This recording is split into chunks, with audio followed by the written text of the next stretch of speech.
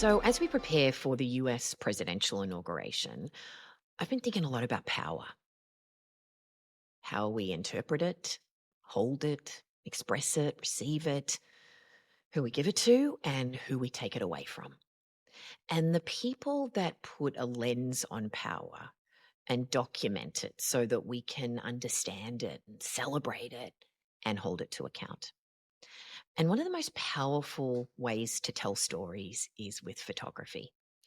Still photos and moving pictures. They just offer this universal language that we can all engage with, regardless of our cultural background and life experience. And I'm always in awe of photographers who capture moments that reveal our shared humanity and open us up to a new perspective and move us. I mean, I just love photography. I own tons of photography books. I enjoy flipping through fashion magazines. And if there is a photographic exhibition in town, I am there. And some of my favorite solo moments are sitting by myself in a museum, looking at a photo and just getting lost in the story.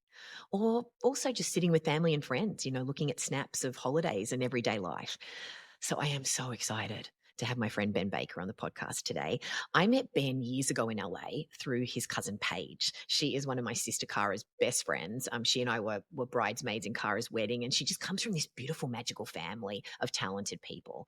And so I'd followed Ben's work for years, and I was an admirer. And so I was so excited to meet him in person because he's just this incredible artist and just a really curious, thirsty person who's interested in other people's stories. So Ben is an Australian photographer and director. He started his career in Adelaide and then moved to Sydney to work with Australia's best. And then he moved to New York and assisted Annie Leibovitz and was traveling the world shooting covers for Vogue and Vanity Fair. And then he assisted some of the other legendary photographers in the world, like Harry Benson, who took the amazing iconic photo with the Beatles having a pillow fight. And he also worked with Mark Seliger, who's responsible for so many of the beloved Rolling Stone covers. And he also worked with, other greats like Mary Ellen Mark and Martin Schuller. I mean, all these incredible storytellers. And then after that, he, after going through boot camp for years, shooting some of the world's most famous people for the New Yorker and GQ and all these other publications, he went out on his own. And for the past 25 years, Ben has captured iconic images of the last 5 sitting US presidents, leaders of over 50 countries, and countless business luminaries and celebrities. He's got this really incredible way of connecting with people from all walks of life and capturing really human moments with some of the world's most powerful people. He's been inside the Oval Office and the White House and on the campaign trail, documenting some of the most significant moments in US political history. His famous photos of Barack and Michelle Obama, they're shown all over the place, as well as his images of Bill Clinton, George W. Bush, Joe Biden, and Donald Trump. And Ben's also put his lens on power in the corporate world with Rupert Murdoch, Elon Musk, Warren Buffett, Michael Bloomberg, and Sir Richard Branson, and many others. And he's taken the best intimate portraits of icons, cultural icons like Oprah Winfrey, Tony Bennett, Lady Gaga, Bono, LeBron James, Leonardo DiCaprio. I mean, honestly, think of somebody famous, and odds are Ben has photographed them. And Ben's images have been seen on the covers of, over 100 magazines, countless books, hundreds of editorials and advertising campaigns for Time, Newsweek, Forbes, Fortune, Politico, Oprah, Esquire, I mean, you name it. And his portraits are displayed in the permanent collection at the National Portrait Gallery of Australia and in the African American Museum of History and Culture in Washington, D.C., and the National Geographic Museum in D.C. I am so excited for us to dive inside his world and hear his incredible story. So let's get the skinny from Ben Baker. Oh, Ben, thank you so much for joining me. I am just so interested in how you see story and capture it. And so take me inside that it has to be me moment as a child where you were growing up in Adelaide and traveling around the Northern Territory, going to these remote places with your father, in touch with Indigenous communities. How did that inform your love of story? Thank you. Thanks for having me here. I'm excited to. There's a lot. There's so much we can get into. I know, Let's right? get into it. It's so funny. It's like So it all started off when I know I was lucky. My parents are both social workers. Um, had a real calling to work in Indigenous communities when my dad was a younger man, and my wife, my mother met my father, and they went to the Northern Territory, and they had their kids, and my sister was a little older than me, and I'm the middle child, and then my father used to go out to remote communities and work as a mediator, and he was a mediator for the Northern Territory Land Council. So his job was to, he wasn't a lawyer, and he's not obviously an Indigenous elder. He's a white man who's there to help facilitate a solution because it's very complicated. Mm, For our American friends, is probably the dream time in the Indigenous connection to land and to yeah, title and yeah, to ownership is a concept that isn't how a Western person would see it, and clearly not the white people that got off the boats, and clearly yeah, not a mining person who even governments and miners and farmers who even have the greatest intentions. It's very challenging, and even between Indigenous communities. So my father his job was to get in a car, big old Land Rover, and drive out the middle of Northern Territory or wherever he had to go for weeks at a time, and literally sit under the tree with elders and hash it out. And like literally, like I've seen actually footage of the very famous American statesman Richard Holbrooke, who was doing really early work, really powerful work in Afghanistan and all these different tribal communities in the Middle East. And there's just footage of him sitting in a circle of elders in the middle of the desert. And that's really what Dad was doing. mm, And I'm really grateful that he knew that I was about 10, 8, 10, 12. mm. There were pivotal learning times. He knew there was more I could learn in that space than in a classroom. And Yes. so I don't think he really asked permission. I think he just took his kid out, put him in the back of the truck, take your toys, take your food, and take your book. And I was a pretty quiet kid. I knew how to keep it just chill. Is And that where you learnt your skill of observing and listening?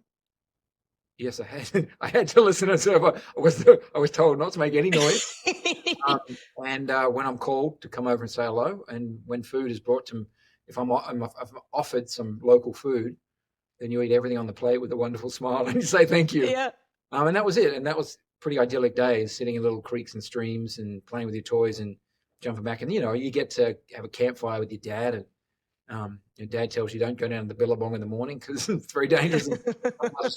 So then we would just literally jump in the truck. And when you're a kid, you don't know what's normal or not. Like read things that kids who had a different upbringing, even challenging ones, even hard ones that weren't probably healthy. You're a kid. You just do it. You don't. It's normal to you at the time. And then when I did go to high school, we moved to a smaller, or no, a more a town not in the outback. Went to Adelaide, and it was Mm, a Catholic boys' school, and kids who'd never been exposed to any of this culture. yeah. And it was an incredible shock to me what their perceptions of culture was, and Yes. they kids weren't bad kids. They just didn't know. Like they just had no idea, like clueless to it because I was never exposed to it, and I didn't know at the time how pivotal and how powerful it was. But that foundational sort of experience is there. So. Yes. And so when did you pick up a camera and fall in love with capturing story that way? Sure. I had my first camera around about 12 or 13. I had again, it comes back to right place, right time, right environment, right friends, right connection. This school, somehow, someone, it wasn't a very fancy school. Someone had approved some very fancy dark room. I guess they got some money and they needed to spend it. We Wow. had this incredible dark room, and we had this really Peter Wheatley Dawson, this teacher in Adelaide, who was one of those inspiring art teachers that we all critically need, whether it's a history teacher, English teacher, whoever it is, right? Yes. One of those people that I remember that when I said, "What is the right answer to art?" And he just looked at me and goes, "I don't answer that. You answer that." I was like, "No, no, no. I'm the Oh, kid. You're the teacher." He's like, "No, you have the answer. I don't have the answer to that. There's no way I can answer that for you. You find the answer." And I was yeah. like, my mind was blown. But also too, and the idea that I could either be in a maths class or I could be in a dark room creating things out of chemicals and light and shape and Yeah. wave my hand under it and some magic would come out. My best mate, who's a really talented cinematographer in Australia, shoots big films now. he was my buddy who was was inspired as I was in that environment and that teacher. Yeah. Yeah. And so talk me into the next it has to be me moment where you went, okay, I'm going to go and study this. I want to actually think about doing this as a career.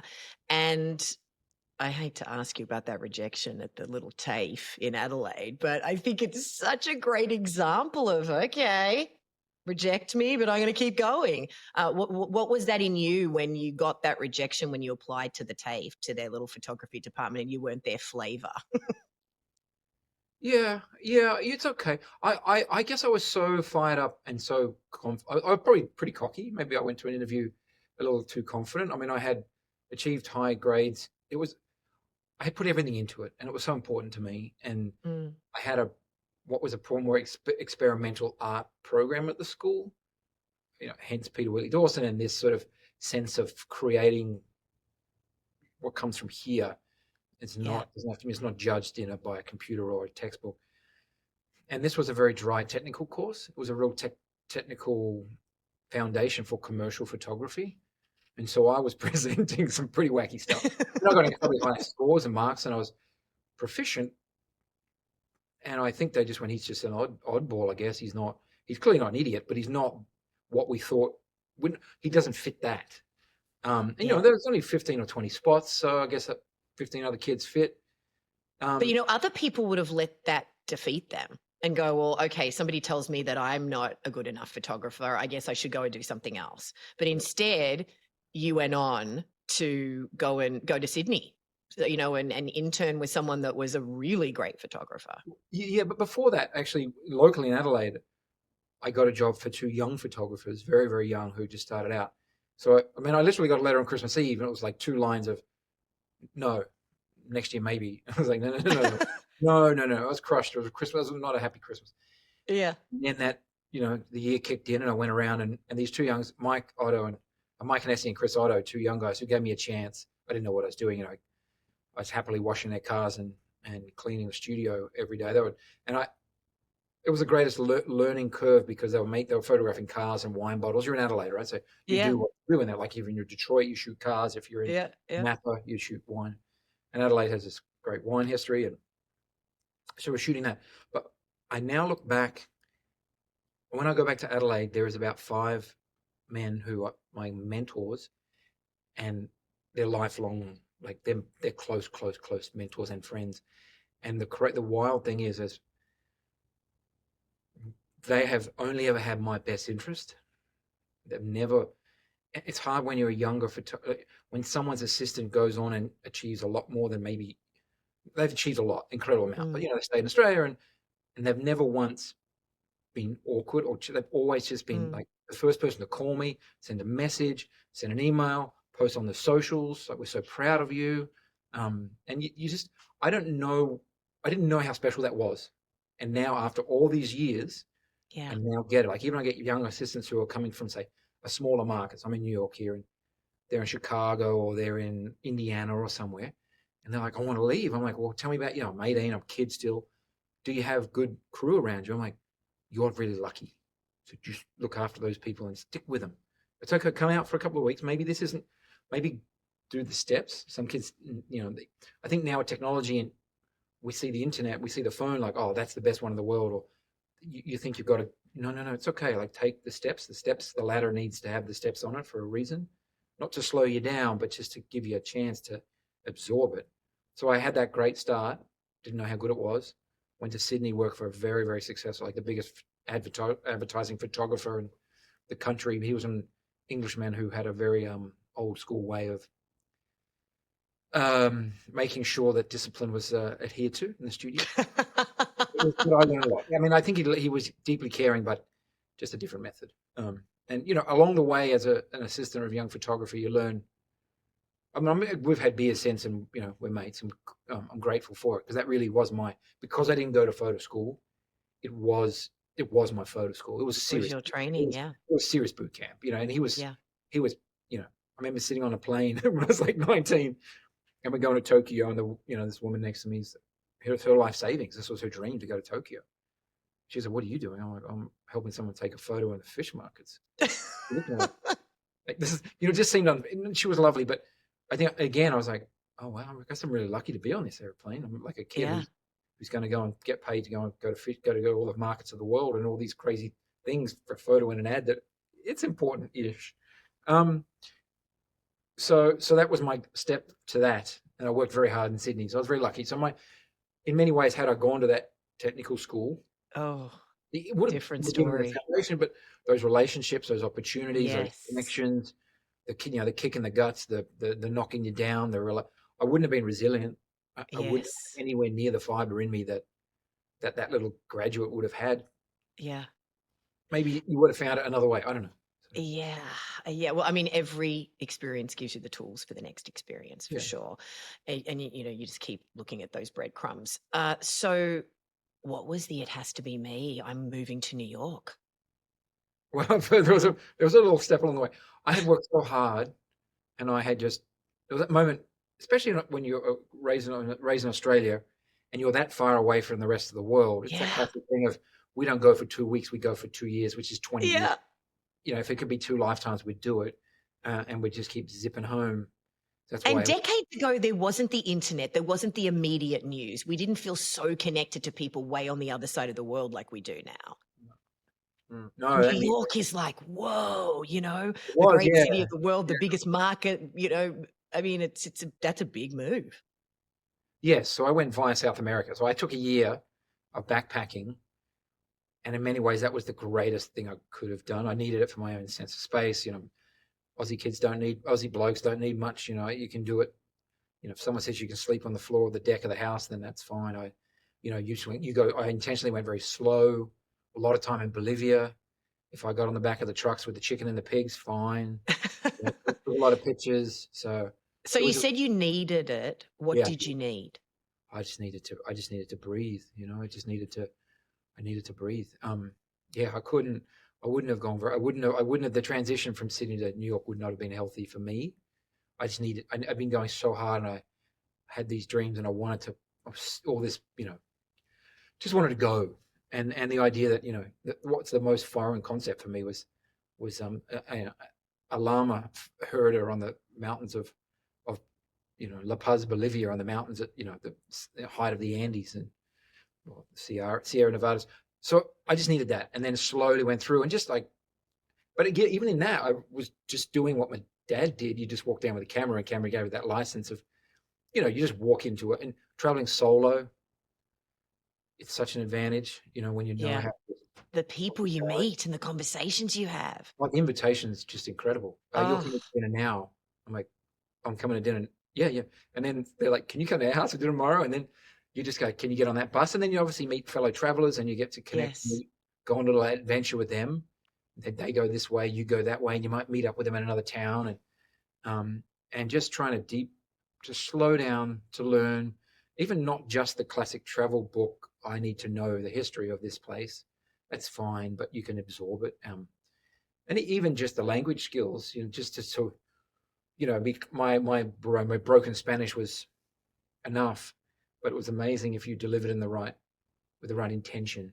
Mm. Latin people and people in South America are incredibly kind and endearing, and if you make the effort with the heart, the world is like that, but they are really truly special. I was in a shop one day, and there was obviously a university level foreigner who could speak Spanish, and he was not polite. He was rough and demanding, and they said they didn't know where anything was in the shop, and I think I said, can I have the cigarettes inside the chicken in the shoe? And I got exactly what.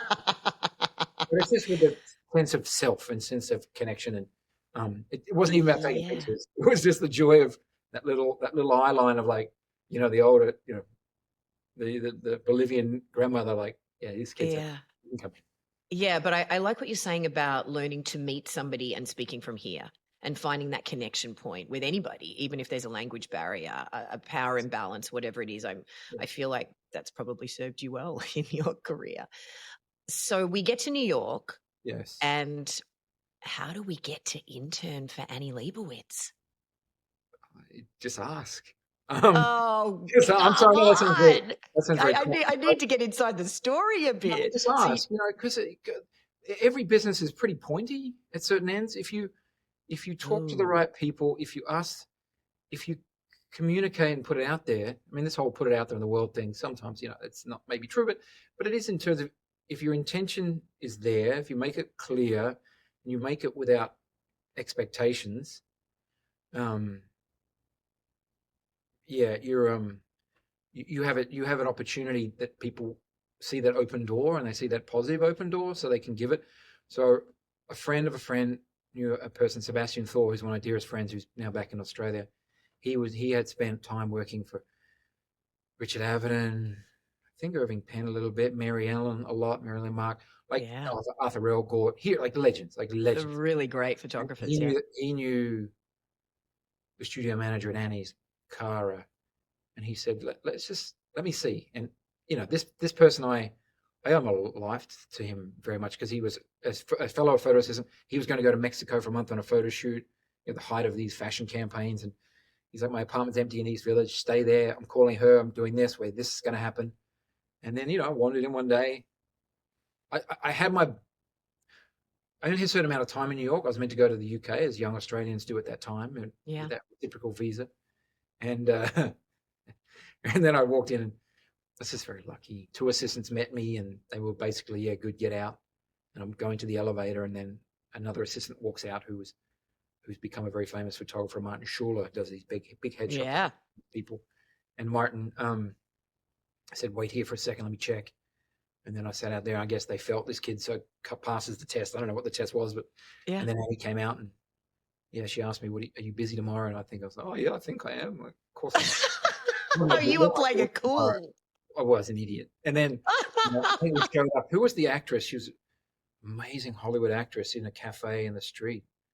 Yeah, it was amazing. Anyway, beautiful little morning on the streets of New York, holding a light into a little thing, and she's having a coffee. And it's for the Hollywood portfolio. And then a week later, 2 weeks later, no, within 5 or 6 days, it was between me and another person. And I got the job. It was a full-time job working for her. I was probably a little green at the time, so it was definitely not the most fluid of. It was a bumpy ride because it's such a hard role. But then a week later, What's hard about it? it just never lets up. And you were shooting on film back then, not Yeah, digital. no, God, no. We were shooting multiple camera formats in.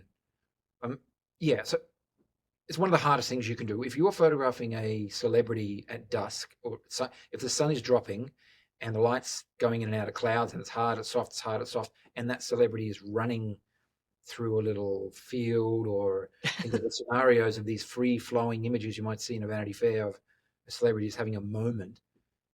It's not that big a production. There's 5 or 6 people, maybe some clothes trucks out, all that back out there.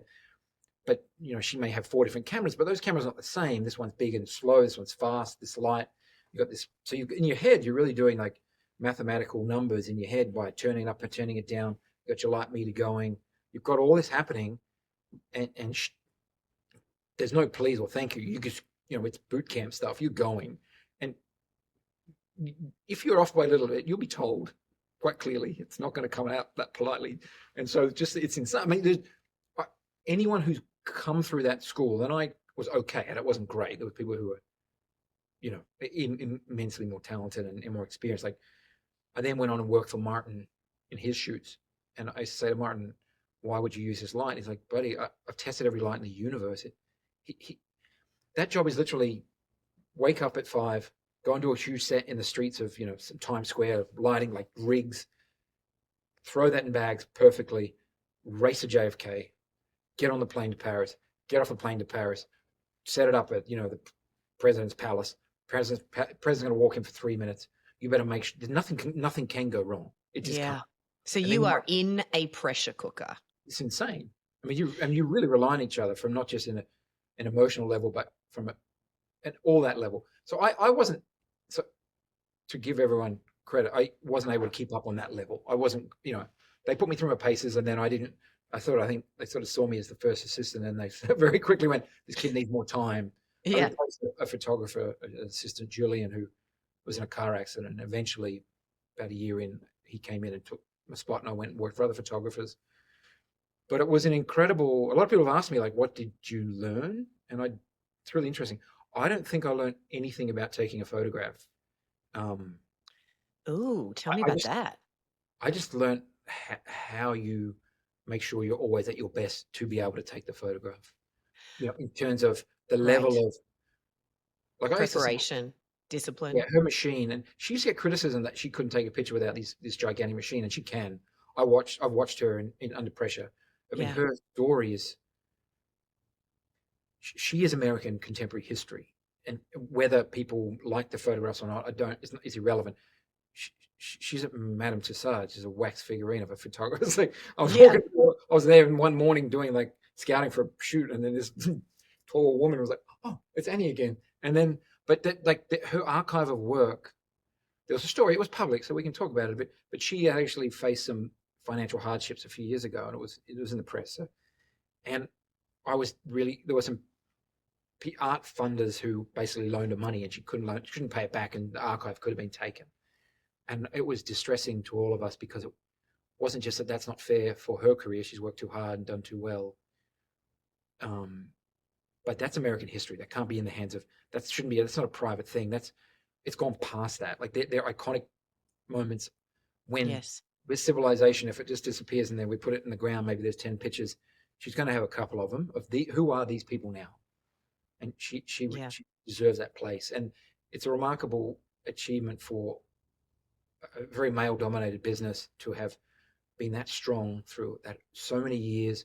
Just that founding story with Jan Wenner and Rolling Stone. She was a Air Yeah. Force brat, knocks on the door again, right place, right time. We can think about it with the computer land right now. Like, yes, Bill Gates is a genius, but Bill Gates, yes, he says he was in the right place in the universe at the right time, meeting the right people when he had the right set of skills. He wouldn't have been useful 100 years ago, and he probably won't be useful in 100 years, but he's good now. And she, I guess, at that moment with Jan, 60s, Rolling Stone, music, culture.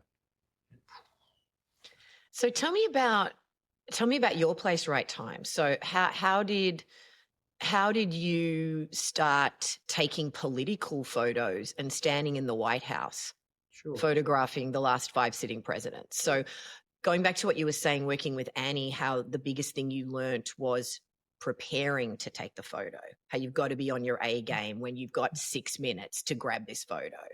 Um, what was it like walking into the White House the first time and taking that with you? How did you prepare for that, having learned that from working with Annie? Sure. But and that's the benefit of those experiences, because not only was, so like I think my second thing I did for Annie, no, first was actress, Hollywood legend actress, Streets in New York. The name will come back. Hollywood portfolio, Kate Blanchett, 65th floor of the Chrysler Building. And I'd worked on Kate's first magazine shoot in Australia as a young actress out of NIDA. So that we had Mm. this conversation. Anyway, and then she goes, "Can you get on the plane and go to the vice president's house and scout it for me? I'll see you there tomorrow." You want, like, I was still a kid going like, "There's only one person. Okay, I guess it's me, right?"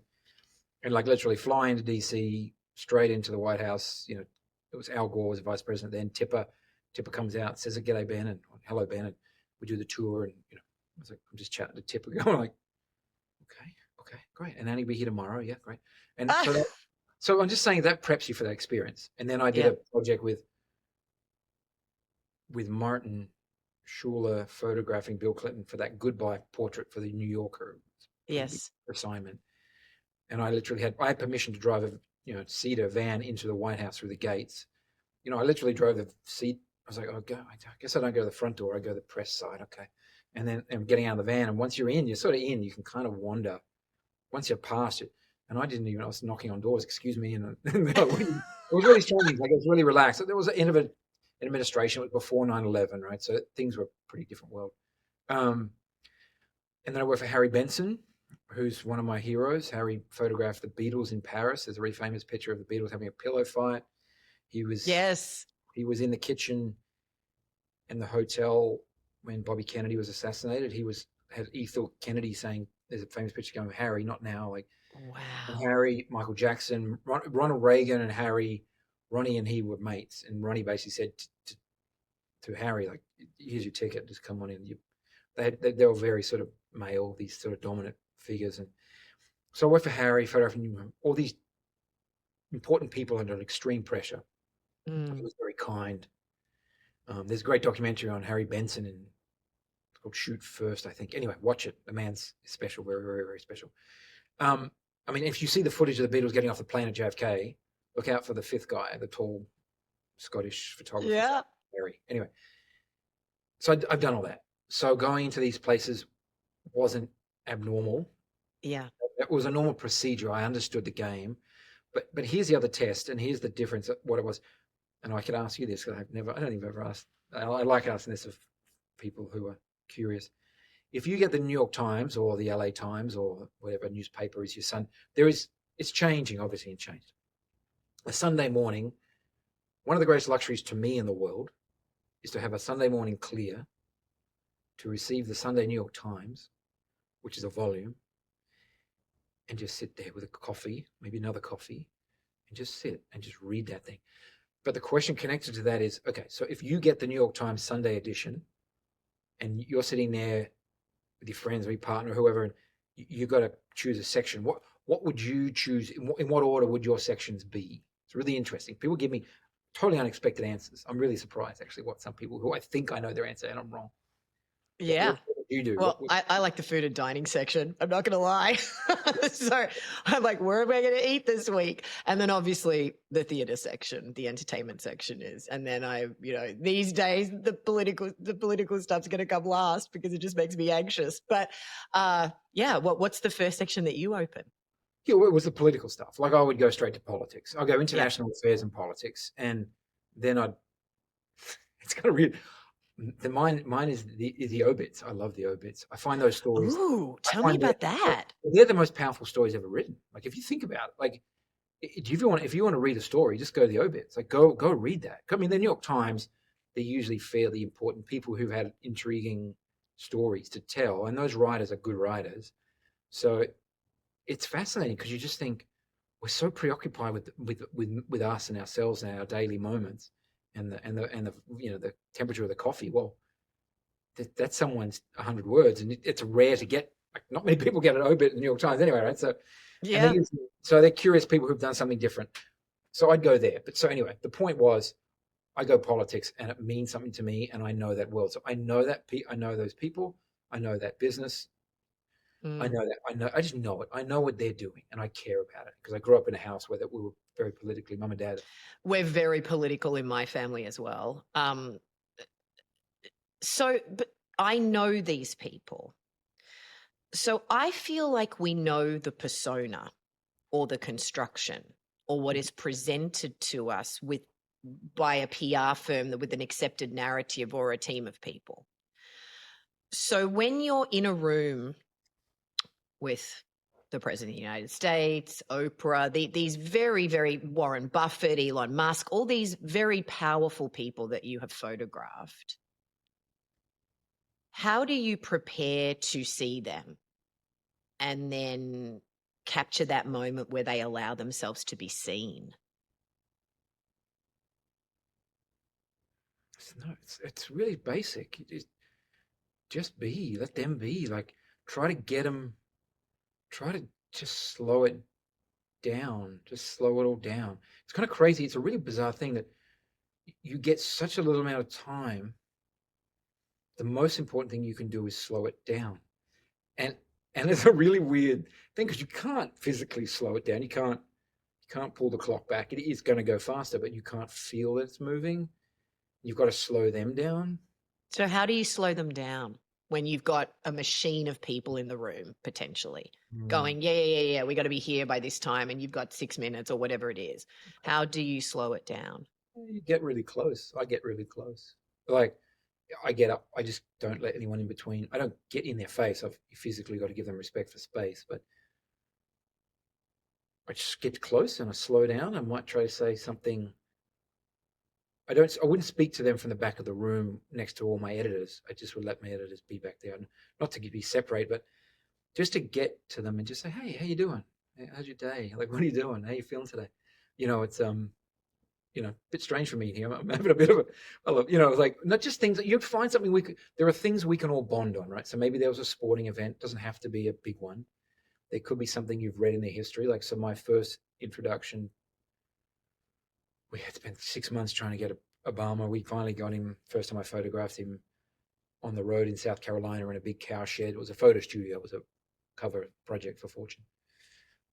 And then I spent a fair bit of time in Indonesia as a kid. Mum and dad, we'd travel up there because we're in Darwin. And he did spend some time in Indonesia as a kid. And Tim Geithner, his Treasury Secretary, development stuff. And so I said, I spent time in Indonesia. I think, I should try to find some common connection that from his childhood, not from his office, not from his fancy plane, not from all those sort of things, but from something that childhood, sports, connection, food, but things like not food as in I like the best croissants in the world. So I had a croissant and I put it in my pocket, and now I've got croissants in my pocket. I'm sorry, mate, I didn't mean to do that. It's not trying to play the dunce or the idiot, but it is trying to bring it to a place that's like, or like say you are in the White House, and I have had to go to people and be like, oh, it's quite the wallpaper over there. What's all that about? Like, I don't know. Do you ever ask like how many people like it's for all this fancy stuff? That's just the chair I had in my high school. Like, and they're like, what's the drawings on the? Is there a cartoon in the bathroom? I don't know. Like, is there, not to mock it, but just be like, he's just Barry from Chicago, and he knows that. Yeah, it's not disrespecting him. We're all just kids from somewhere, and those they're in a place that is of power and of note, and I was not disrespecting them or mocking them or saying they're better than. There's nothing I can do that could impress them. I can't make it. I can't be better than or bigger than. I can't carry on. I do sometimes print out pictures on paper. It's really interesting. For all the technology in the world, I tested it out. You don't show someone an eye. You don't show technology. You show someone's got to touch something. So quite often, these people get photographed a lot. If you're lucky to catch them at the start of their takeoff, you're going to get more time and they're more willing to connect. That first photo shoot with Barack, it was clear Hillary was losing steam and it was coming. But he wasn't really coming yet. So he was willing. Like that went from 18 minutes to 6 minutes to that's fine. I respect that they're in a White House waiting. There's 28. Like I literally had one day in the White House where in the Oval Office, I had a very difficult thing that happened, which was not positive, but it was out of my control. We can go into if you like, you can't leave that hanging. Now you're going to tell me. Yeah. So I photographed him on the trail and portraits, and then another magazine had me going into the White House. I've often been brought in with an editor-in-chief doing an interview with, right? So you're sort of a photojournalist. You're not there to do a big portrait. Yeah. You're there to capture a moment. And if the president wants to give you something extra, that's for you to ask. And it's my job to ask. People also forget that there's a big, big relationship here. This is where the pressure comes from. If we're going to put a president on a cover, no one decided that yesterday. That's been strategically decided by a publisher 6 months ago. Yeah. Gone through these layers of really important people, goes to an editor who thinks highly enough of me, and they put it on my shoulders. Just a bit of pressure right there. And I'm grateful, obviously, and that I'm the person at the end. I'm lucky to be the point person. So many people have given time and effort, and So that relationship not only has to be good for me and him or her, it has to be good for the organization. So I must not. It's very delicate, because if someone say it's at the start of someone's term, not that I say take no for an answer, but I've got to be careful that I keep that relationship. And I'm the freelance person. I don't work full time. I work for Fortune. A big relationship, and I work for them a lot, and I was their go-to guy, but I wasn't staff, right? So yeah. So you're the piece that can be moved on if something goes wrong, and some of that I'm not in control of that. Anyway, we're in the Oval Office. I had given the president a picture I'd photographed of him before. There's a black and white picture, and he signed it. Anyway, it was very nice. It was a wonderful exchange. It was sort of a surreal moment to get his attention in the Oval Office. He was sitting with the editors, and I'm standing at the Resolute desk and said, "Hey, here's a print, and we'll take some pictures at the end, sure." And his comms person, as the interview started, came to me and said, "Ben, please don't do that. Don't do that. Like, don't. Today," and it was a night after there was an aborted terrorist attempt on an American jetliner. And I looked around going, no, no, no, no, no, no, no. I was promised a portrait at the desk. I was going to take the first portrait at the desk. And it's my job to get that. I have to fight for that. And my life, I just went, like, I had a choice. Like, do I argue with him? And the comms guy said, Ben, if you go there, it's not going to go well. So don't do that. I'm like, but all my instincts and my training is, no, I go there because that's my job. Yeah. It's my job. And if I'm the one who, if I get the portrait and I upset them, but my magazine gets an exclusive, it's okay. That's a choice you make. And if I'm standing there, he goes, it's a very serious, the comms guy's like, it's a very serious political situation, national security situation. So please accept that this is not your day. Your day, that picture may come another day, but sadly, this is not that day. Get the pictures with your editors, have a moment, but that's not going to happen. But again, I've had times when I fought back and won that, not with those stakes. And I'm looking out the door, and there's that desk, there's a doorway where the secretaries, the people come into the Oval Office, basically. And there's Hillary and the Joint Chiefs of Staff. And I just went, this is not your day, kid. Like, you've got to accept it. You've got to let this one roll. And it went against everything I've been fighting for my whole career. And I was just like, I just came out of the Oval Office with the president having a conversation. And he had just come into office in that peak of that Obama mayhem. And I had to get on the phone and call my magazine editor, who wasn't there. The magazine chief was, the chief editor in chief, and just say, sorry, I couldn't give that to you today. And I explained why. She said that you did the right thing. That's the only thing you could have done. But it was, but I went back in there multiple times with Michelle and him, and it's okay. But I was very grateful for that. But there's times you got to figure out. You got to read the room. Yeah. Well, and it's also the most famous room in the world. I mean, how do you cope with that seeming power imbalance? I know that you say that he's just Barry from Chicago, but you have photographed some of the most powerful people in the world. So when you come into the room and there's all this pressure and you don't know what else they've got going on, and there's a whole team of people and you've got these very strict parameters, how do you release the pressure valve and find the air in the story that you need to be telling, or that you want to be telling, or that can unfold? Is that the right way to say it? Yes, absolutely. I get it. Yeah, absolutely. It's pretty simple. It's not their room. It's my room for 5 minutes. Ooh, tell me about that. It's just my room. I mean, they're in my set. That's my set. Sometimes I feel like, and this is a funny, like Dustin Hoffman in The Wag the Dog, where he's all like, it's my war. It's like, no, it's not your war, buddy. But he was like the Hollywood producer. It's like, it's my war. It's like, no, it's just. I love that movie. I love that scene, that when he's just told that he has to walk away now and he's disposable, and he's like this Hollywood. Anyway,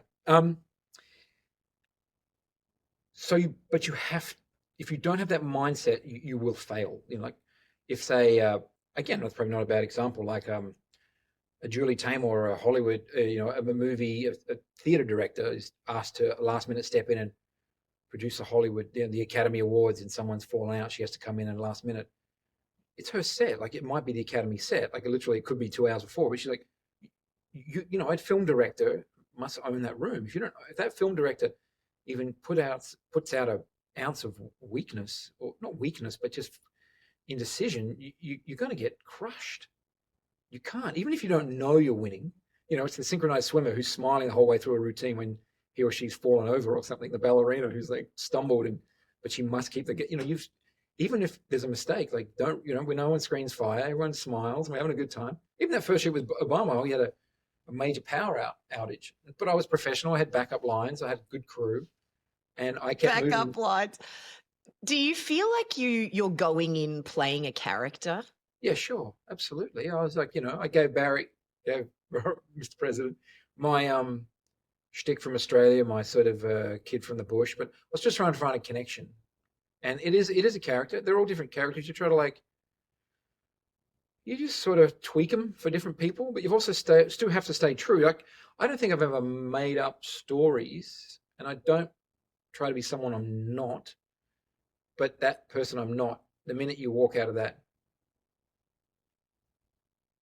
room, you do exhale and go back to being, you hear stories of these actors on set who stay in character, and then what's his name, the actor from, apparently he's the best at it. The actor from Breaking Bad, the lead. Bryan Cranston. Apparently he's the best one. Apparently there's this great interview where, because most other actors stay in character and you got to leave them alone. And apparently Cranston's so good that he just goes, he'll be like, character. Yeah, I like peanut butter sandwiches too. Hey, like, you want to come swing on Tuesday? Back to the character. And it was like, apparently it's unbelievable. And, I'm lucky I can commit, because I do have to own the room. Like, it's really weird that when you're in those situations, in many ways it's a craft. Yes, it's an art, but it's a craft. It's really physically intriguing, mentally, emotionally draining. I mean, I'm fairly flat after these shoots. But it does require, we talk about having multiple brains, and I mean, Annie was the best at it. And because you would have a brain thinking about your camera and your lenses and all your technical stuff, because you can't get that wrong. And then you're thinking about your crew, because you're communicating with them, but you're not really talking to them. And then you're talking to the subject, who you need complete attention from. And then, on the back of me, I've got a comms person and a PR team who it's their job to control, they think they're controlling it. And so I've got to play nice to them, but not let that get in my way. And maybe the sun just didn't come through the window. I mean, I actually had lights. I have lights coming through. I mean, I'm prepared for that anyway. If the sun goes, my guys are good. They, men and women, turn things on. Right? We have things we do. But even sometimes you just got to accept that sometimes the change is the best. If something, and it's also about, you've also got to it's really weird. You've got to control. You've got to be very, very, very, very clear with your direction. Very clear. But you've got to be willing, and you've got to be ears open to them saying something, because they may have something that's better than you. They may have something that's really special. Like, there was a day with Ralph Lauren in his house upstate, and I was determined. I heard he was getting on the chopper to the Hamptons that afternoon, and I was determined to get on the chopper. I kept annoying him. He's like, "Kiddo, you're not getting on the chopper." And I was like, "Oh." And I wasn't upset that I wasn't on the chopper. I was like, "Yeah, what do you think we should do?" Because sometimes you just throw it out there. What do you think? And he was like, "Oh," I had him in his study reading books. His beautiful house. And he was really upset. He was really worried about looking like an older man. He didn't want to look like a frail man reading a book. He's like, "I don't want to be this book guy. I'm that guy." I was like, "What do you want to do?" He goes, "Oh, well, we got a basketball." He's got everything. This compound he has upstate is insane. And he goes, "Well, basketball, hoops." I went, "Okay, we'll do hoops." The crew had no idea. I was like, "Quick, get cameras, run." I mean, I have lighting gear and cameras ready for the running shot. It may not happen, but I can't say, give me these people. I've got to keep their attention. They've got to stay with me. If they break, they shake your hand and say goodbye. You can't let them go, because you won't get them back. Even if they're physically there, they're not there. Right. And so at times even my crew is like, "We should do that shot, and that shot." I'm like, no, we should do this shot. They're like, "No, you're making the technical job harder." I'm like, I know, because I've got to keep them here. I mean, I even put up fake lighting that isn't light, but it just blocks them walking away. Yeah. And I say to them, So how do you keep them here? Do you just keep asking questions? You've done your research and you know a little bit about their history beyond, their work. Like you talked about the food, the Indonesia, that kind of stuff. And you get really close to them, you were saying. Do you just keep asking questions until you find that connection point? and telling stories too. Yeah. And Telling stories about your own life? you've got to share it. So sometimes you got to figure out, like, am I telling, is that real fine balance? Because you can't just be listening, because that gives them control to wrap it up and getting someone else Yeah. in the room. And then I can't take my eyes off them. I can't look at their comms person. I can't look at my editor and the good ones, like Alex Collo, who I worked with for years, she was wonderful. She's very, this incredibly elegant woman, tall. She was a painter. She's this power that is just, and I would sometimes, when the subject would say, "Oh, Ben, I've got to go. Like, I was like, "Oh no, you can't go, because then I'm going to upset Alex, and I don't think I'll work again at the magazine. I can't I can't, Alex. I can't upset Alex. She's my boss, and I might lose my job." And Alex, give me the wink, like, "You just play that. You just keep doing that, kid." And then we'd high five, but it wasn't like a real. It was very, because she had that gravitas and that power and that grace, and that role. Like, we would have times where we shot big, powerful CEOs and boards, and they would carry on, and you watch her power just like down, but with class and dignity and respect, but power. And so you just got to, I don't get to work with writers very much because the page layout is done quite often separate to the story sometimes. So you just got to keep them going. I mean, I had one time with who Ted Turner. That was something else. That was crazy. But he was in his house, in his office in somewhere in the Midwest, Denver, somewhere, not the Midwest, in the West. And walking into Ted Turner's room, I had to go past the Academy Awards, the America's Cup, the World Series baseball, or the Oscars, the Emmys. The man owns the world. Oh yeah, started CNN. And I'm like, Jane Fonda owns half of Wyoming. I was like, I don't think I've done much. I felt so, but I went in and I just kept sailing. I do sailing downtown in Manhattan, and this happens and that happens in Australia, and cowboys, this, that. And I said, Alex, just get ready for this. You watch. It was absurd. If someone had videotaped me, I didn't stop. I mean, this is not normal. You just didn't stop talking. This is not the way to do it. I do not encourage anyone to just, because you just look like a village idiot. But there's a very serious power play with some of these men, these old school men, that they will say, we're done. And it's not because you're doing anything wrong. They just want to run. They want to own it. So I was like, I'm not going to let him, because they would even do it. It's like, I think they must go to the CEO's bar and say, I cut him off after 2. No, I cut him off after 1. I cut him off after and I got him speechless but the problem is the photo shoot is him going like, who's this guy? And Alex, we had a good chuckle afterwards. But you just got to know, and that's fine. Like, I joke with people. They're like, oh, I'm really sorry, Ben. It's going to, it's going to be a real short shoot. It's only 30 minutes. And I joke, I'm like, I can't, I'm not very good after 30 minutes.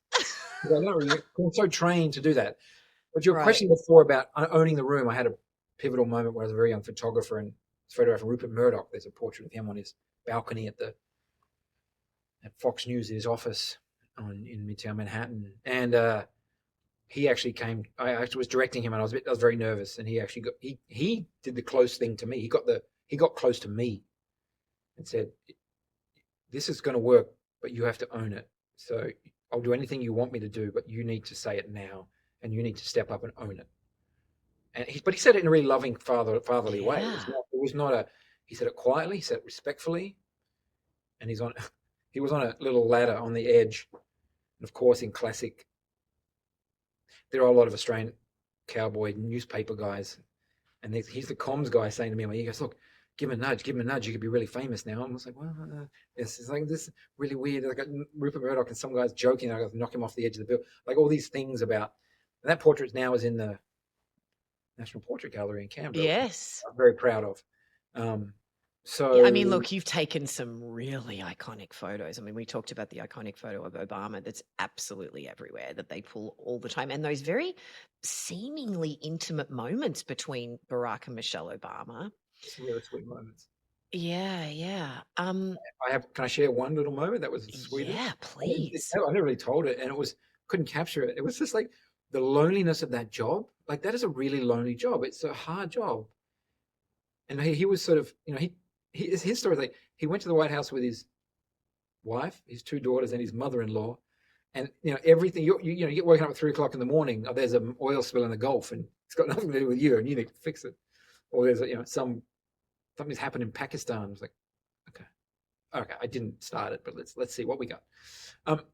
Anyway, so we were doing the shoot with them on the couch, and we had a good moment, very intimate, and that went well for a few minutes. And then he had to go, and Michelle would stay back and do a quick interview with the editors.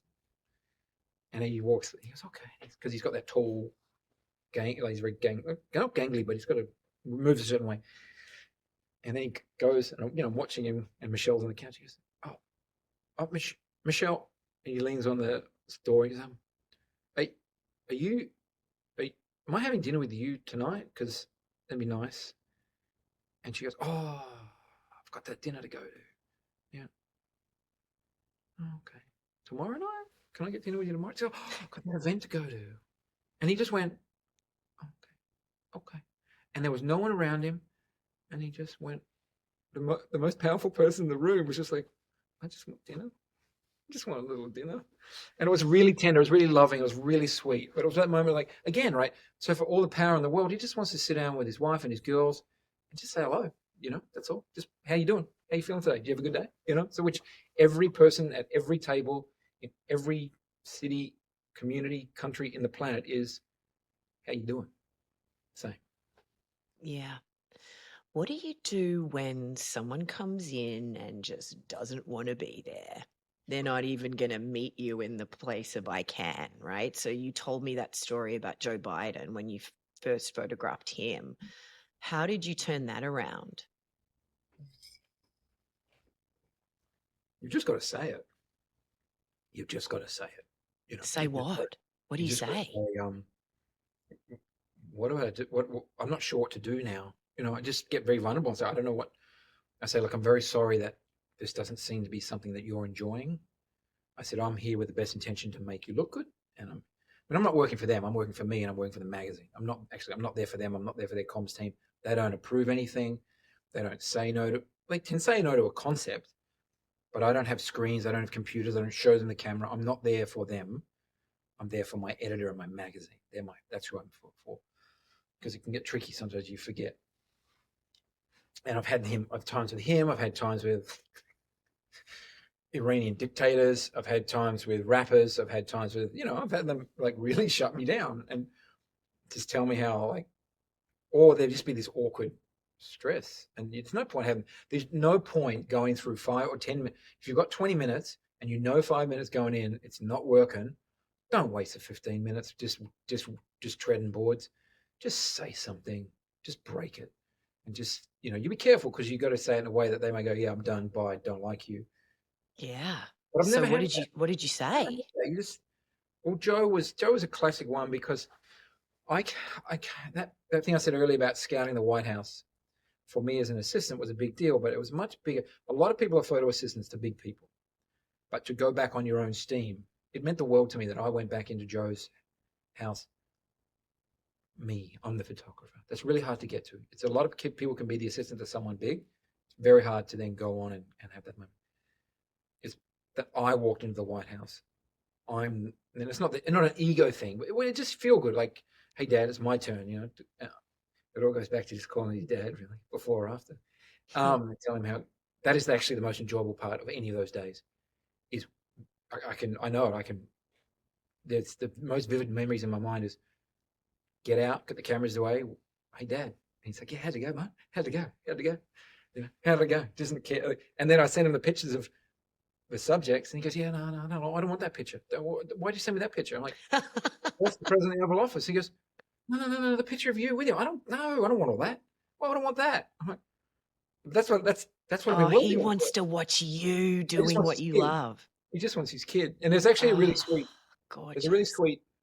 there's a really powerful quote that I cut out and I put it on my wall. Found it somewhere. Stephen Chu was just about what really counts, and the work counts. And if you can get this I'll get back to it does actually help with the Joe answer. I'm sorry, we're doing a long way around. No, it's okay. I but it goes. want to hear it all. Stephen Chu was the first cabinet secretary to win a Nobel Prize. Yes, Barack won one, but that's different. That was a peace prize. Stephen Chu was a science energy minister, and he won a Nobel Prize in physics. I'm not the best at physics. That's pretty hard to get. Like, you won the Nobel Prize in physics. That's like a lifetime of you're a genius your whole life, and you are a super rock star. And then he's being interviewed by the New York Times, and that back page there's a little standing like your photograph him on white, and then Time said, "Oh, how was it the morning the Nobel Prize called you in the 4 o'clock in the morning from what is it, Oslo or Copenhagen, Stockholm or something? Yeah, gosh. and Oslo, and I think I'd go Oslo, and he goes, yeah, and he goes, oh, it's a pretty good call. So what'd you do next? He goes, well, I'll call my mum, obviously not that. And he calls his mum. He goes, oh, mum, I just won the Nobel Prize of Physics. Who gets to deliver that line, right? To your mum. And his mum goes, well, that's excellent, dear, but are you coming home for lunch on Sunday? Oh, He's like, Mom, Nobel Prize in Physics. I don't get to say that again. That's it. No, that's great. I'm really proud of you. But I just want to make sure I got the right lunch for you on Sunday because I love you. I want to have some, it just was such like when I read that, I was like, bang, that's why we're doing all this. Yeah. No, it's not why we're all doing it, to be able to say to your kids or be proud. Like, how many stories are just trying to make your people around you proud that you did good? Anyway, so Joe was frustrated. It's a Friday afternoon. It's actually an intriguing conversation now, considering what he's gone through with his son, and that's a debate that'll go on a bit more, I guess, now. And Joe was wanting to get home to Delaware. Famously takes the train, the Amtrak from DC for all his career. It's Friday, and I was so amped up and so happy, and Joe was just in a terrible mood. And I tried this, I tried that, and I was like, Joe, and this happens all the time. It happened today. I'm actually planning a trip this Christmas, and the email came in. I was like, I literally was like, book ticket. If you're freelance creative, you book. Trust me, just book tickets. Book non-refundable tickets. Work will come. It's unbelievable. book a really expensive ticket. Yep. And the phone's gonna ring. So I literally was locking the door of my Chelsea studio. Phone rings. Karen, editor, dear friend, is like, "Hey, can you go to the White House for Joe in 3 days?" Okay, close the door. Open up the computer again. Airline, of course. But I was giving up. I always go home in March. It's a good month. It's a family birthday. And then I said so I knew that. So I gave up a family birthday, very important one. And when you're away from your family all year, outside of the world, those days they mean everything to you. And then I stand there and Joe, I was like, Joe, we got 10 more minutes. I don't know what to do now because I've upset you. I don't want to upset you. I'm here. I gave up my birthday with my father in Australia to be here. So I was letting you know. And I wasn't trying to shame him or be mean. I was like, that's just it. Like, I don't know, I'm out. So if you want me to go, I'll go. And he went, well, tell me about your pops, And then we're talking about Dad and his work. And then he just light bulb went off, family, connection. And then it was about the King's speech. Joe was a terrible stutterer as a young man. Yes. And there's actually a great story with Sully, the guy who landed the plane in the Yeah. Hudson. He was also as well. He wrote an op-ed in the New York Times about Joe being mocked for that in one of the campaigns and saying we don't do that. Like that's to the parents of children who have struggled. Those two are pretty impressive men. Anyway, so then it went to this great shoot and baseball bats and this and that and hung around and he kept going and he gave me a coin to give to Dad. And when you get to Adelaide, there's a military challenge coin that's very common with senior people in the military, and of course, Commander in Chief can give them out. He's like, if I see your dad down the street and he shows me the coin, I'm buying him beers right away. There's no question. I'll buy him a beer. And so I got pictures of that and Joe and the coin, and I gave it to Dad. So again, so I go back a year later, and I was like, Dad, where's the coin? He goes, oh, I think it's in the sock drawer or something. Like, wait, you don't know where it is? No, it's there somewhere. And I think I did see him. I think he did quietly walk up later and be like, oh, I think I'm upset my kid, He's got it somewhere. Oh, that is hilarious. I mean, I just take your point about what is really important and that we can find that connection with anybody. I mean, it can be very intimidating when you feel like there's a power imbalance or you just don't know what to do. And I love your tip about just slowing it down, kind of reading the room, talking, asking questions, just listening. Speaking of people who mock people with disabilities, what was it like photographing Donald Trump? Yeah, it's a bit of conflicting sort of feeling about all this because whether you like him or don't like him, he's now an consequential person in American history and world history, and that's just a fact. That's just a fact. When I photographed him before, he was a politician, so I had a very different lens on it, a mindset. Showed him for a bunch of financial magazines. Showed him multiple times. I was at Trump Tower, checking out the gold, everything. And it's very gold. It's very gold. But again, I've been around those people, so I know them. I've been around a lot. I'd been enough for him. And again, his communications person came down. Just want to let you know that he's going to do. He basically will do the power trip and walk away. So he's going to do this, this, this, and this. I was like, okay, sure. Again, not my first rodeo. I know how to do this. And again, I would quite often have printed pictures with people I photographed just to say I'm not a rookie, because I was very lucky. I started getting these big jobs when I was very younger, and so they would sort of look at you and be like, I don't know who this kid is, and they're like, get it done. But I do, because of Harry Benson, I wear a very nice. Can I give a plug to someone? Yeah. Anderson and Shepherd, the suit they make suits in Savile Row. They make, if you get a suit from them, you get to sign the book. I have I have done, and that's like, that book is, it's a really big deal. Because I needed to dress. Harry Benson made me wear a suit and tie as an assistant, even at a 100-degree day on a racetrack in California. And if I didn't, I was in big trouble. Because this is the trick. An editor at a magazine can get you into the room. It's your job to get to the next room, like a computer game, right? They can't do that for you. That's your job.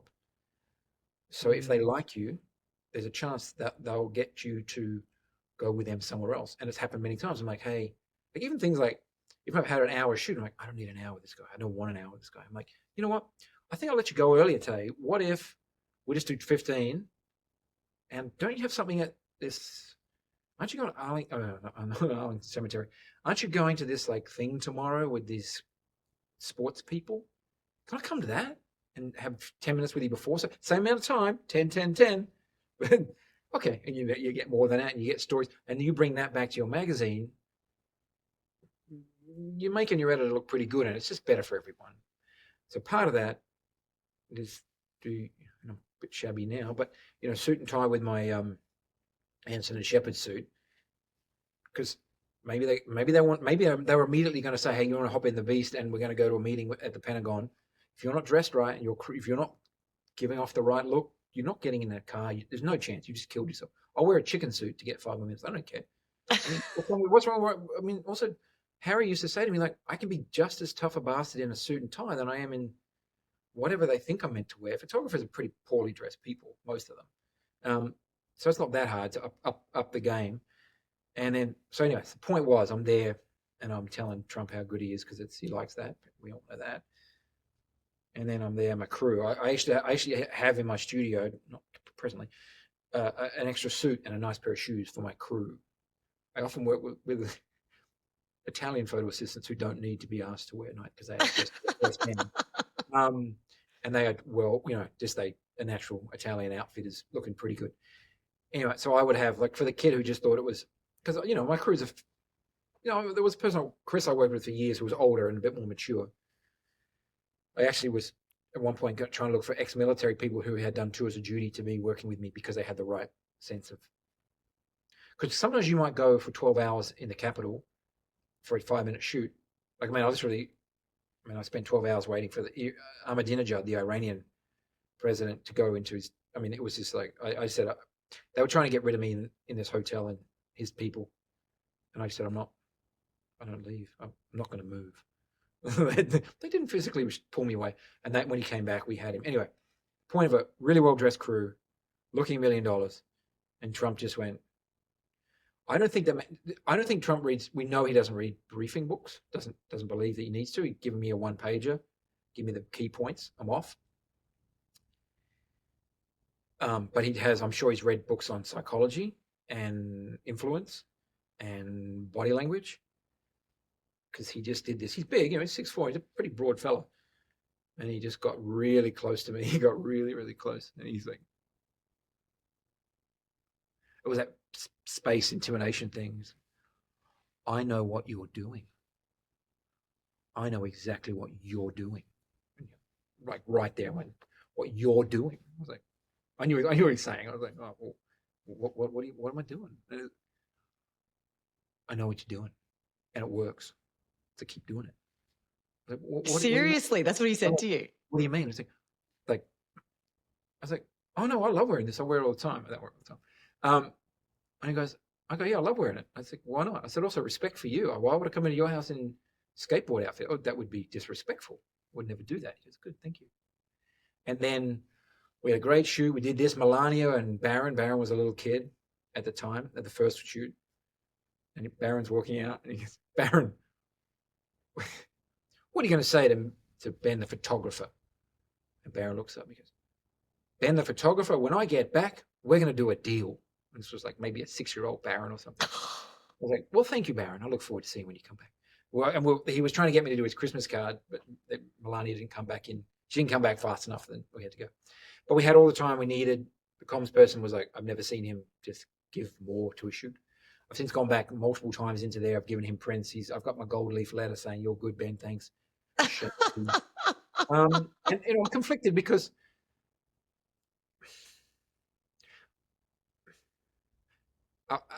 are we in the media complicit in normalizing some of the behavior? And again, like someone can have disagreement with me on ideology, and that's fine. I think I encourage it. We can't be polarized. I think there is a pretty important conversation about how we make that argument with how we are going to choose to make that argument. And I don't think you need to go to say what he says and does what he does. So I've got stronger views on that, but I might just focus on the human stuff and the connection. But I do feel a bit conflicted because I made him feel incredible and fun and cool, but he wasn't a president then. I actually was meant to photograph his first cabinet at Trump Tower, at the first one, which obviously that lasted about a week before it all fell apart. And it was the whole group. I was talking to the press the comms. It was all dialed in, and in the last minute it can fall apart, as it often does. How do you find something that you like about somebody that you do not like? So, if you are called to go in and photograph somebody and you have read a lot about them, you've looked at what they stand for, you don't agree with it. How do you prepare for that meeting? Is it just the same principles we've been talking about? You just find that point of connection, that point where you do have some commonality, to just find that space, that white space where you can meet?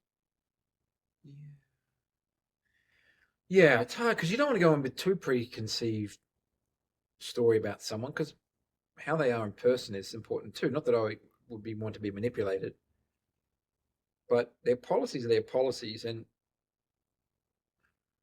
I don't have a great answer to that. I do have a good answer that I take better pictures of people I struggle with. Tell me about When I that. take pictures of people who I like, I'm probably too kind. The last thing I want to do would have been made to make a young Barack Obama look bad. I didn't want to do that. But that's putting your foot on the scale too, right? So we're all putting our foot on the scale any way we do it. I want to understand that a bit more. So I take better pictures of people that I struggle with. Which is What good. do you mean by that? I want that tension, because I don't want to like someone too much. I want to have pushback. Like, I don't know. There's probably other similarities with. There's probably, like, I'm sure you could get an actor and a director who says that director makes me do the best work because they're not nice to me. They're kind of cruel a little bit. Like, not cruel. Not that you would encourage to be cruel. There's no room for that. But there's a bit of tension. Like, a bit of tension is good, right? Like, that kind of back and forth is important. And yeah, I think it's important to have that little bit of, like I spent a bunch of time with Mitt Romney and Ann Romney at different houses in different places, and I think they're wonderful people. I've really loved my time. I mean, obviously history has put him in a different light than that campaign.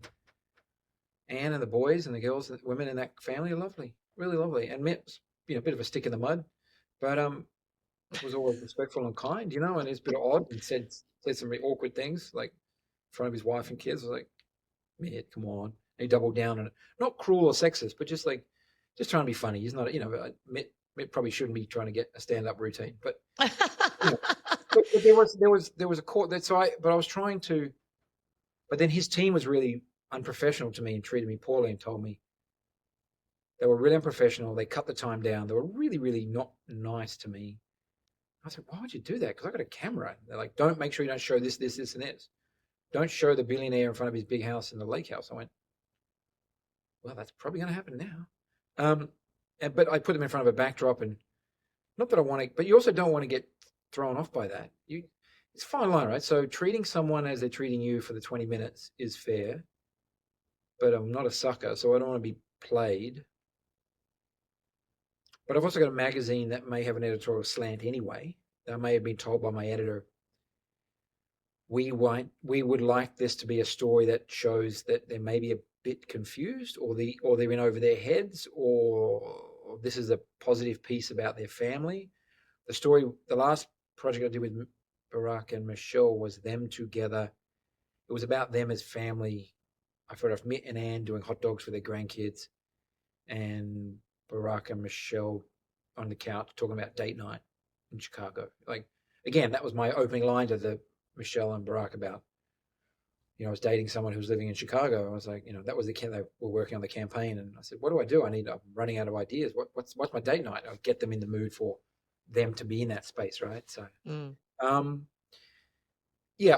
I mean, Ahmadinejad, dictator, a few other dictators, a few other pretty cruel people that have historically bad reputations because they deserve it. Yeah, but I did days with the congressional Republicans. I've done days with the Democratic Republic, Congress. They're newly elected crew. I set up a studio in the Capitol, and I give someone the benefit of the doubt if they want to. Can they? I got to get them to engage. I've got to elicit something, right? Like, there was who was it? It was a really sweet Murkowski, who's an Alaskan senator. And she's Lisa running Murkowski. Yeah, lovely woman. I really like time with her. And she's racing up from vote to vote through the Capitol building. And I was joking. I said, that it's really solid granite. Like the floor is really very, they're big buildings. You got to walk a lot. And a senator doesn't get driven everywhere. They got to walk through the thing. And she was like, how do you go at the end of the day? She goes, oh, so sore feet. And then she takes her shoes off and just is like, this is what I do, photograph. We got a moment. We got a human moment. A woman who's, 5'2", has to race between votes and meetings, and she's got press hassling her, and she's in my little room. And I was like, it's okay. Or even things like I brought in, I needed a fancy stool to sit on, and I didn't have a fancy stool to bring in. So I found like an old computer box, and I was like, we at Politico got all the money in the world. We even found an old box for you to sit on. That's how cheap we are. Again, it's just, they're like, you are cheap. I'm like, we are the cheapest of the cheapest. And just, your question. Do you use humor a lot? Yeah. I do say to other people that he's an extreme version of it, but I don't think, I know he does get a lot of credit, but I still don't people see the subtlety of what Sacha Baron Cohen does. I don't think they get it. In Australia, we have a very famous, Australians would know this, a very famous person called Norman Gunston. Who literally, we had this is to the foreign audience, we had a moment where we had effectively the version of a Nixon resigning. But this was different. This was not corruption. This was a blockage of supply. The Governor General is the head of our country through the Queen's representative. She can dissolve Parliament. Long story. Those in Australia know it. And Norman Gunston was literally an Ali G character, and somehow got on the steps of Parliament House, and at the pivotal moment stuck a microphone in Gough Whitlam's face. It's like Ali G getting to Richard Nixon. Unbelievable part of Australian history, for sure. And that was he's one of my heroes too. Because I'm like, what a genius. He's not even just, he was never an angry character. He was never a gotcha character. He was a bit of a doofus, but he was this like bumbling man with his cuts and all the things that Australians. Oh yeah, it was hilarious. The shaving. Cohen, like there's times where he was playing in some of his films. I saw him play Borat plays Baron. Borat plays. He did multiple characters, and he's in a lobby once where he was like, I saw him do the 4 characters in once in a public setting, which wasn't rehearsed and scripted. He's just talking to someone in a hotel with. That's hard to do. And obviously, I'm not the idiot and the dunce, but. So do you mean you admire the way that he's able to elicit these authentic responses from people? Yeah. I mean, he does it at a very blunt level. I mean, I love that one where he's like, what was that one? He's like, he asked a really important Republican, how do you spell his name? Yes, right, Newt Gingrich. And he said, can't spell it. And the guy's like, G-R-E. I remember that. He goes, no, the first one. That's my And you was like, because I'm sitting with a village idiot. And his guard dropped. And the interview was incredible because we broke him. He didn't try to take him down. He wasn't cruel to him. But he opened the door and got Newt to just be like, oh, this will be fun. and he wasn't, and it just became mute. And like maybe where sometimes the best compliment I get, and again, this can be challenging when it's a public figure that we may not like in the public eye, but that's a choice that other people can make. Sometimes when I get an email or a note, I'm like, hey, that's you photographed my brother, who might be a public figure. That's my brother. Like somehow you got my brother. Well, that's my nephew. Like that's my uncle. Like that to me means everything. So if someone's brother Mm, saw a picture and said, oh, that looks like him when he's at the barbecue. Doesn't look like him when he's in office. He might be in the suit and tie in the Oval Office, but it doesn't look like him. Because yeah, that's it. So yeah. hopefully, but again, How do you know when you got it? oh yeah, you just know in your guts, it's like anything. You know when you've stayed too long, you know when you've moved on, you know when if you didn't get it by now, you're not going to get it. But no, I know it. Like I've read a lot of books with. I was lucky to get I'm lucky in my time to get the back end of the magazine industry. It's changed fundamentally now. But Harry Benson and these legends, um, Kate Winslet's playing Margaret Burke. Is it Margaret Burke White? No, she's doing Lee Miller. There's a Lee, movie yeah, about Lee her. Miller, yeah, Lee Miller, one of our heroes too. War photographer. yeah. What a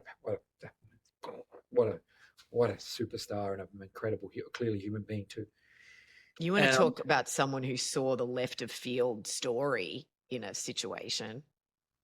you know, Yeah, her, Margaret they're Burke pieces of White. art. Those photos. But but there's some compassion in there's a they're just really there's ability that some of these people, it's quite often women. Um, there's a woman right now, I can't believe I just dropped her name, Lindsay. Cannot believe we'll have to put it in your show notes. There's a female photojournalist who wrote a book, and her pictures have humanity, deep humanity, even in the middle of them. Like, Mm. how do you tell those stories with this? Because it's there in her, and who cares about her subjects? What You, What would you want people to say about your photos? just that, yeah, that was him. Yeah, that was her. Yeah, I mean, I just don't think I need all the fluff. Like, okay, I see them I don't actually see them as photographs. I see them as historical documents. And there's a guy, Yusuf Karsh, a Canadian, an Armenian immigrant to Canada. There's a very famous picture of Winston Churchill with the cigar, and he's Yes. standing there stoic. There's a really famous picture of him. There's a famous picture of Sir Edmund Hillary. There's a famous picture of Einstein. There is two or three others. This man, because he was the first guy to take all the lights, the studio, put him in a truck, drive him to the house, and set them all up, right? And if you do the page in history of, the man owns five of the most powerful historical figures in our 200 years, or whatever our span that we'll connect with. That's a pretty big deal. So I sort of not to play the ego, but to try to say, so there are restrictions that I will put on the photographs, like things like I don't want my images to, not that I don't want them to be not date. If they're photographed in a funny outfit, like if Bill Clinton was walking in the Oval Office in a tracksuit that he'd been kicking around in his bad gym gear bag from that he hasn't updated. That's awesome, but that dates it, right? So I try sometimes to always do something very simple, something very clear, something very very clean, because I see them as historical documents. And yes, a place in the setting is important, but I'm trying to give them that gravitas. So a lot of my heroes are fashion photographers, incredible filmmakers, cinematographers, artists. I go to museums, I'm inspired, but they are reinterpreting something. I don't see myself as reinterpreting them. That's not my place. There are people who do that, and I think there's incredible, powerful people. Yeah. But I also don't put in many ways. I have let my work. In many ways, I don't really have a signature look.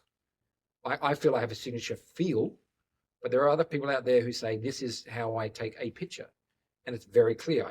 I see it like we know it with a painter, we know it with one hook of a song, and that's really important for their career. But I have intentionally gone, I want these to remain historical documents. So I'll simplify them because I think I feel a responsibility that these need to have the place and time. I am the only person who will photograph that person there and there. And it does happen to be in a pivotal point in world history. Maybe not. Yeah. That Sounds like If that's a lot of ego, but you've got to remember your yeah. place and time, hopefully, right?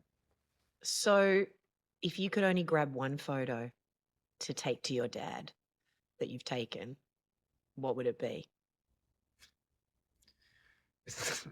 I didn't take it. That's like saying, I think "What's Dad my put it on. favorite child?"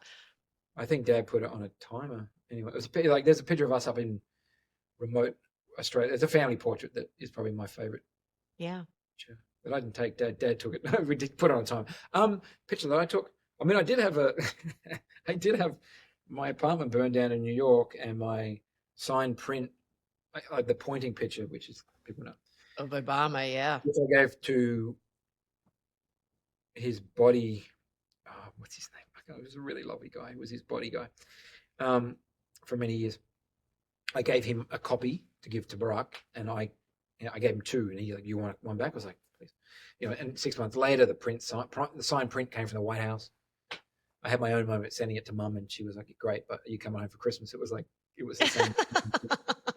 I was like, "Mum, I can't do any more than that. That's pretty much it." That's it. my version of the Nobel. Yeah. So I had an apartment in Chinatown, and walking home one Friday afternoon, New York City siren. Well, you hear sirens in New York all the time, so you're sort of like, oh, whatever. I got closer. There's many fires in Chinatown.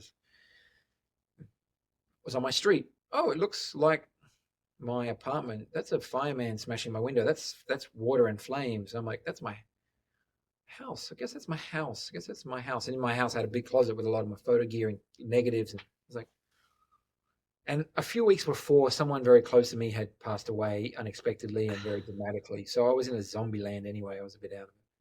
And it was funny because there's the TV on the news. Are you the resident? I'm like, it's just a house, whatever. And then I was like, oh, the print. I was like, it was the original sign from. I Oh, was like, oh, that's a loss, isn't it? I had digital pictures. I take pictures, you photograph it, but the original's in there. And then the fire department in New York, got to give them credit. They are a very efficient crew. Their job is to get the roof down, water in, put it out. You don't want it to spread. So basically, it was more water damage than there was just fire, but it was the boat. And then, classic moment, I was like, and there was like still a smoldering fire that was dangerous. And I waited for a cop to walk away from the door, and I snuck up the stairs. Well, I had a big jacket, a winter jacket, and there's a big print.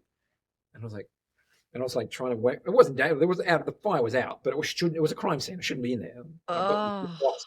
And I come running up my stairs because I'm like, they're going to bust me. And he's like, classic New York cop. Whoa, yo, what? What are you doing? Nothing. And I'm nothing at all. And I got this giant box in my jacket. I'm like, nothing. Bye. He's like, you can't go up there. I was like, okay, I'll never go back up there. I got my one thing I wanted. And then I remember the Red Cross is like, do you want a hotel room? I was like, no, I got my house. They're like, you need a hotel room. I was like, okay. Oh, so you salvaged the photo.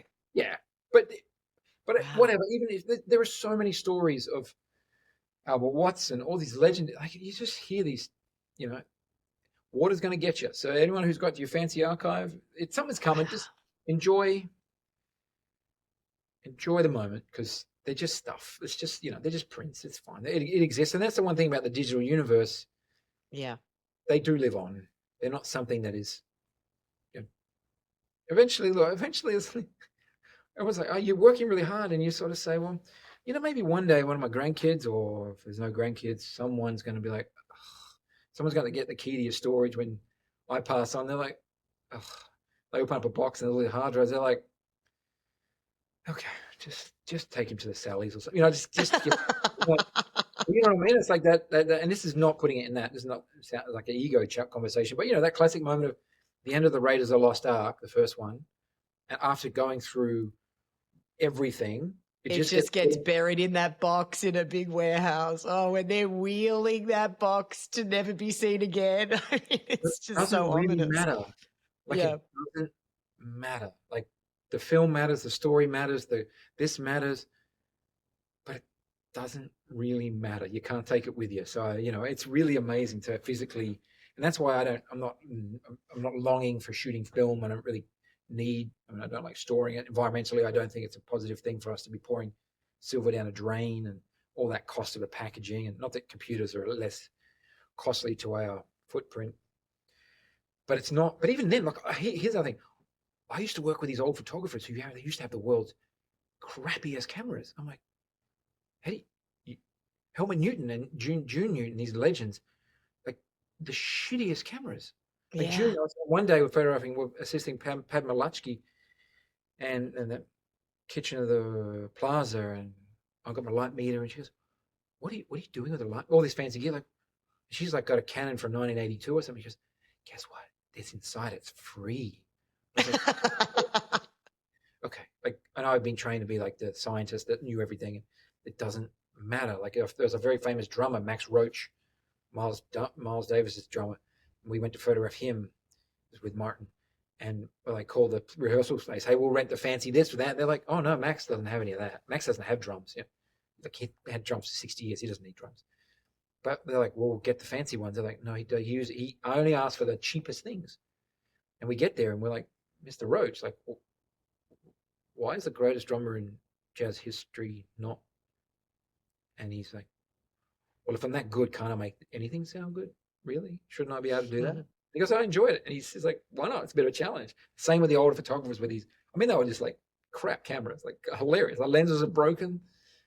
And it really upset me. And then when they knew it was upsetting me, they'd like push me like, oh, watch it. Look, kid, I can still. Just because at the end of the day, you start to realize the toys don't matter. Fancy stuff doesn't matter. It does not matter. And I'm going back to me now with equipment. I'm like, nope.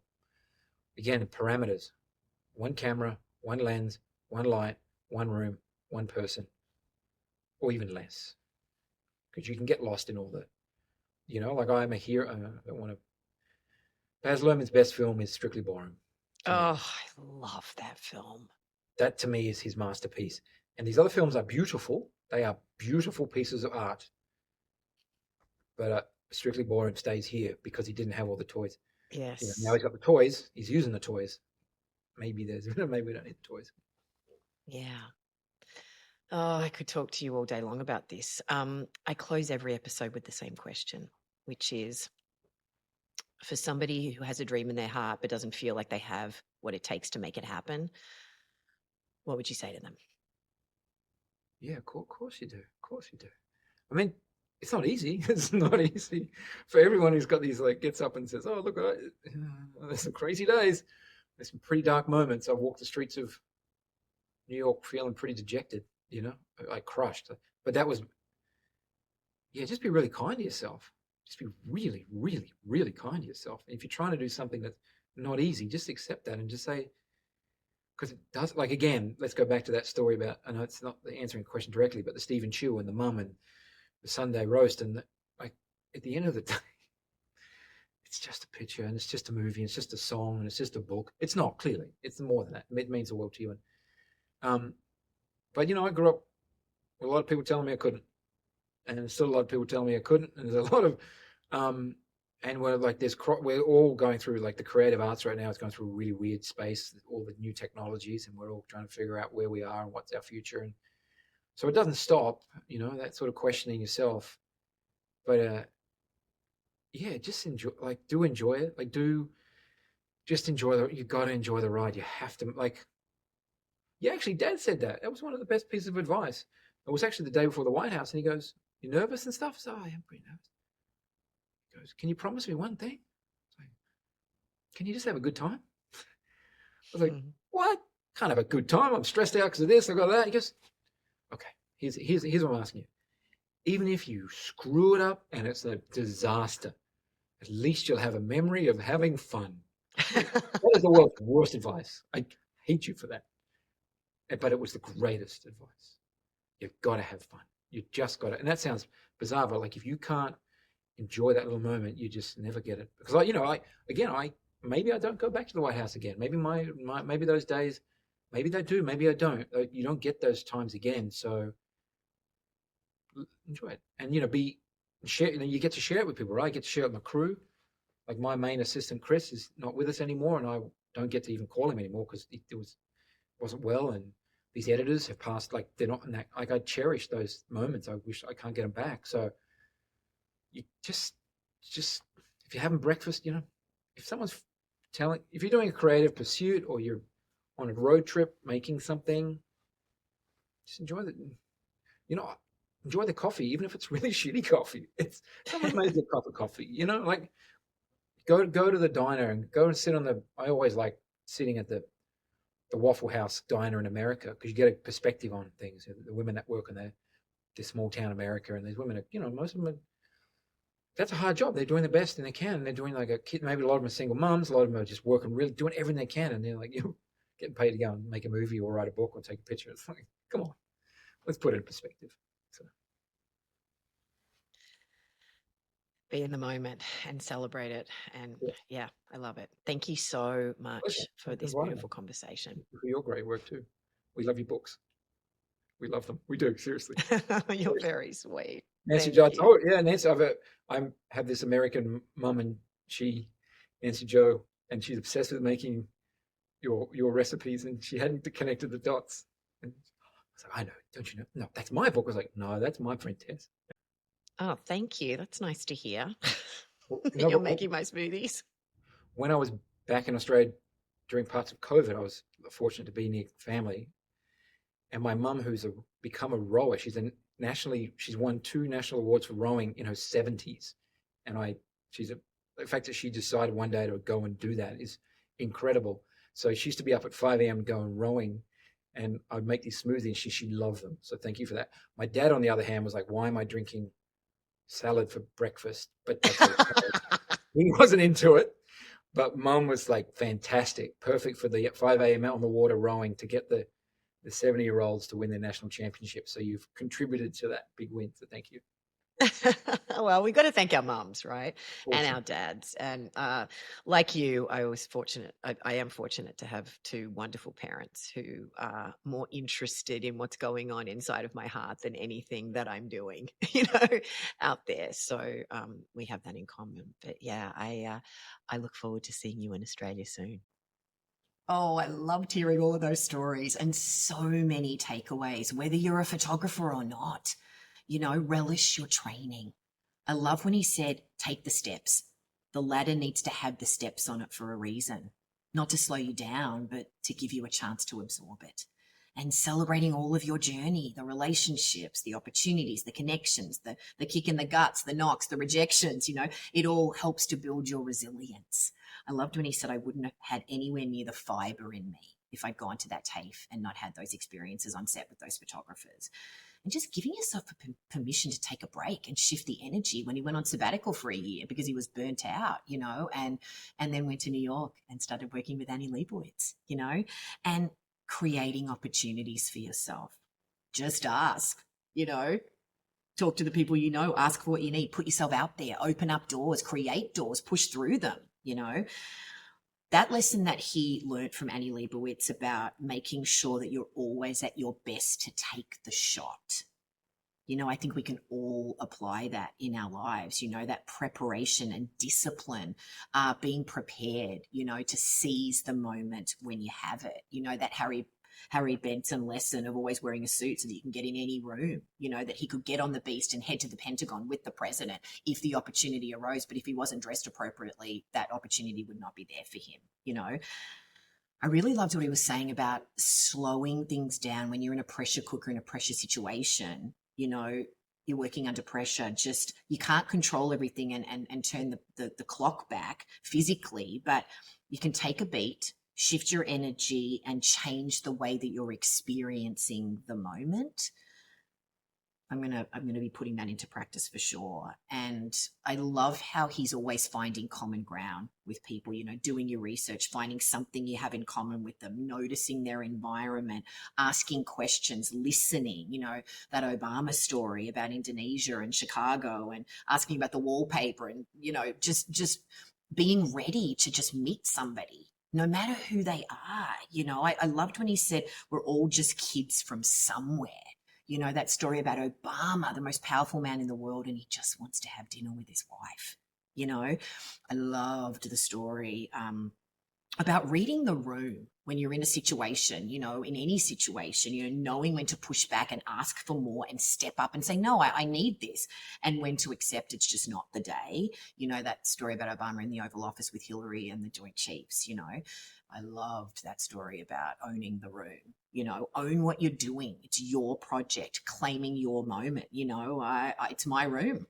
It's not their room. It's mine for 15 minutes. I'm the one with the camera and they're on my set, and when he said that you've got to have that attitude, that mindset that it's your moment, it's your 15 minutes, whether you're auditioning as an actor or whether you're applying for a job or whatever it might be. I love the Rupert Murdoch advice. That was such a surprise to me that he got really close to him, saw that he was nervous and said, look, this is going to work, but you have to own it. I'll do anything you want me to do, but you need to say it now and you need to step up and own it, and that strategy of just keeping on engaging with people, finding humor, telling stories, do whatever you've got to do to keep people with you so you can close the deal, whatever it is, and sometimes that's about showing your vulnerability. Gosh, I loved that story with Joe Biden, how he didn't want to be there. He was angry, wanted to get home, and he just went, look, I can tell you're upset. I don't know what to do. I don't know how to make this right. I'm here to make you look good and I want to make this happen. But, and then it all turned around when he found that common ground about his father and Joe Biden giving him the coin and, getting the shot in the end. And sometimes you just get honest. I don't know what to do here, I really loved that idea of some tension is good. A bit of pushback and that back and forth of perspectives can really open your eyes to another opportunity, an alternate path that can actually be better,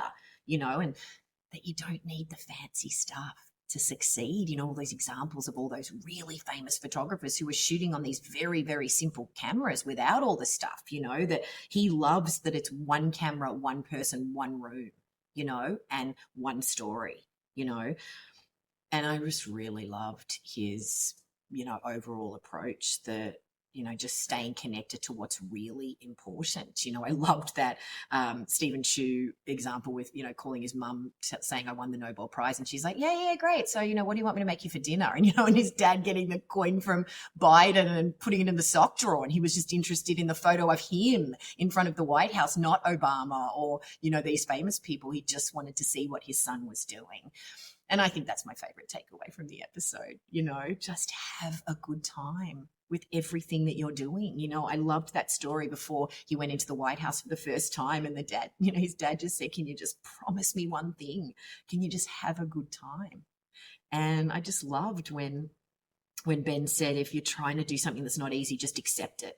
Be really kind to yourself and enjoy the ride, just have a good time. And even if you screw it up and it's a disaster, at least you'll have a memory of having fun, and just enjoy every little moment and stay present, because you don't get those moments back, Oh, I cannot wait to hear what your takeaways are from this episode. So please share it with me in the Facebook group. I want to hear about your It Has To Be Me story. So head on over to ithastobeme.com/stories to share it in our free community. You can also join the conversations we're having about this episode and others. I'm Tess Masters. Join me next week and we'll dive inside another great story to help us go from dreaming to doing.